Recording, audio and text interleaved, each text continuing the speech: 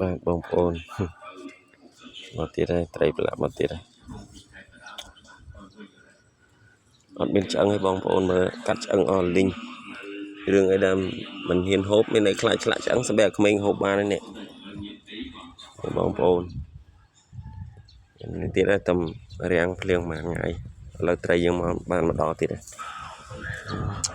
សាច់នេះបងប្អូននេះ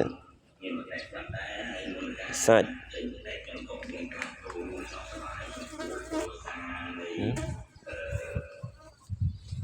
សាច់បងប្អូនមើលអត់មានឆ្អឹងទេនេះតែនេះក្រៀមហើយស្រាច់បងប្អូនអាចកំងបានមើលអត់មានសាច់អត់មានឆ្អឹងលីងនេះ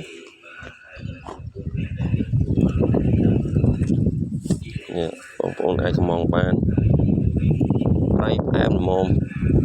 អាចក្លែមក៏បានហូបបាយក៏បានហូបមួយជ្រក់ល្ហុងឬតែអែមទៀតហើយត្រីទូចនេះថ្ងៃហ្នឹងតែមានត្រីទូចនេះទៀតត្រីទូចនោះមកសាច់